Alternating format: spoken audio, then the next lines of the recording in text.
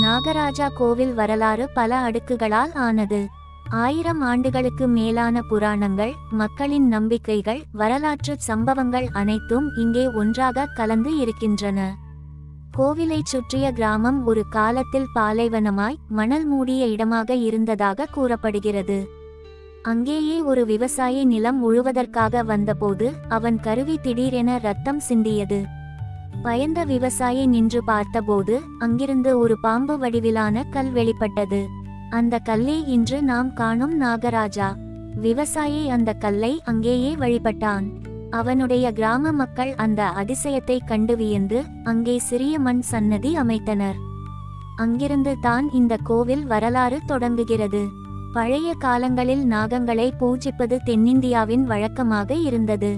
நாகம் வளம், மழை, பயிர், குடும்ப நலன் ஆகியவற்றை காப்பாற்றும் தெய்வமாக கருதப்பட்டது.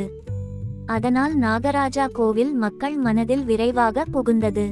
இது மட்டும் அல்லாமல் ஜைன சமயத்தின் தாக்கமும் இங்கு இருந்ததாக கூறப்படுகிறது. பழைய கல்வெட்டுகள், சிலைகள் இதை உறுதி செய்கின்றன. ஜைனர்கள் பாம்பினை அறிவு, பாதுகாப்பு, ஆன்மீக சக்தி ஆகியவற்றின் சின்னமாக கருதினர். அவர்கள் வழிபாட்டு முறைகளும் பின்னர் இந்த கோவிலில் கலந்து விட்டன. நாகராஜா கோவிலின் சிறப்பம்சம் என்னவென்றால், இங்கே வரும் பக்தர்களுக்கு பாம்பு பயம், நாகதோஷம், குழந்தை பிரச்சனை போன்றவை நீங்கும் என்ற நம்பிக்கை உள்ளது. நூற்றாண்டுகளாக மக்கள் இங்கு வந்து தீர்த்தம் எடுத்துக்கொண்டு வழிபடுகின்றனர்.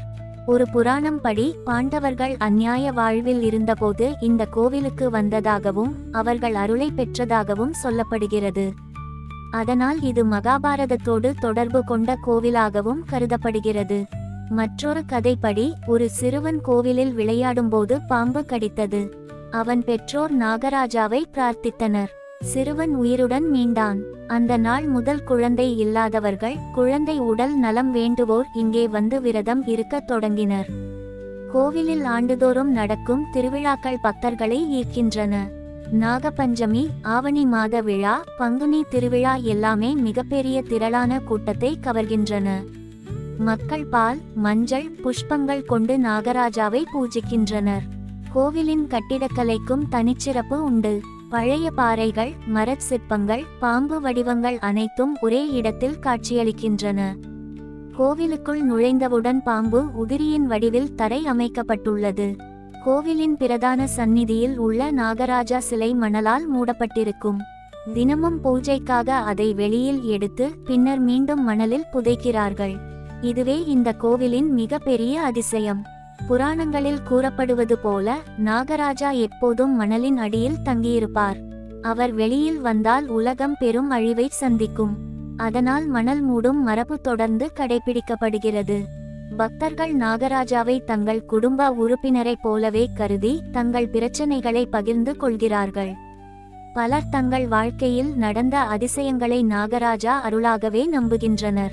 ஒரு குடும்பம் வருடங்களாக குழந்தை இல்லாமல் தவித்தனர். அவர்கள் நாகராஜாவை நோக்கி விரதம் இருந்தனர். சில ஆண்டுகள் கழித்து அவர்களுக்கு இரட்டை குழந்தைகள் பிறந்ததாக கூறப்படுகிறது. அந்த குடும்பம் இன்றும் கோவிலில் தொடர்ந்து சேவை செய்து வருகிறது. மற்றொரு கதைப்படி ஒரு வியாபாரி தன்னுடைய பண்ணையை பாம்பு தாக்கியதால் இழந்தான். அவன் நாகராஜாவை நோக்கி பிரார்த்தனை செய்தான். சில காலத்திலேயே அவனுடைய நிலம் வளம் பெற்றது. இதன் மூலம் அவன் பக்தனாக மாறினான். இவ்வாறாக நூற்றாண்டுகளாக பல கதைகள் மக்களிடையே பரவின.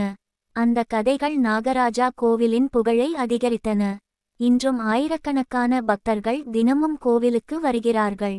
அவர்கள் பாம்பு வடிவ நாகராஜாவை வணங்கி தங்கள் வாழ்க்கையில் நிம்மதி வேண்டுகிறார்கள். கோவில் சுற்றிலும் பல நாகக்கல் சிற்பங்கள் இருக்கின்றன. ஒவ்வொரு கல்லும் ஒருவருடைய பிரார்த்தனையை சுமந்திருக்கிறது. இந்த கற்கள் மக்களின் பக்தியின் சான்றுகளாக நிற்கின்றன. நாகராஜா கோவில் மக்கள் மனதில் மட்டுமல்ல, தமிழரின் ஆன்மீக வரலாற்றிலும் ஒரு முக்கிய இடத்தை பெற்றுள்ளது. பாம்பு ஒரு புனித சக்தியாக கருதப்பட்ட காலம் முதல் இன்று வரை அந்த நம்பிக்கை தொடர்கிறது. ஜைன சமயம், பௌத்தம், சைவம், வைணவம் அனைத்தும் நாக வழிபாட்டுடன் இணைந்துள்ளன. இந்த கோவில் அந்தச் சங்கமத்தின் உயிரோடு நிற்கும் சான்று. காலம் மாறினாலும் தொழில்நுட்பம் வளர்ந்தாலும் நாகராஜா கோவிலின் அதிசயம் குறையவில்லை. அது இன்னும் மக்களை ஈர்த்து கொண்டே இருக்கிறது. நம்பிக்கை என்றால் அது மாறாது என்பதற்கு இதுவே சிறந்த உதாரணம். ஒவ்வொரு நாளும் காலை சூரியன் உதிக்கும்போது பக்தர்கள் மணி ஓசையுடன் நாகராஜாவை வணங்குகிறார்கள். அந்த ஓசை கிராமம் முழுவதும் பரவி அனைவருக்கும் அமைதியை தருகிறது. கோவிலின் கதவுகள் மூடும்போது கூட மணலில் உறங்கிக் கொண்டிருக்கும் நாகராஜா மக்கள் நலனுக்காக காத்திருப்பார் என்ற நம்பிக்கை அனைவருக்கும் உண்டு. இந்த கோவில் புராணம், வரலாறு, நம்பிக்கை, அதிசயம் அனைத்தையும் தன்னுள் சுமந்து நிற்கிறது. நாகராஜா கோவிலின் வரலாறு என்பது ஒரு கோவில் வரலாறல்ல, அது மக்களின் வாழ்வின் ஓர் அங்கமாகும்.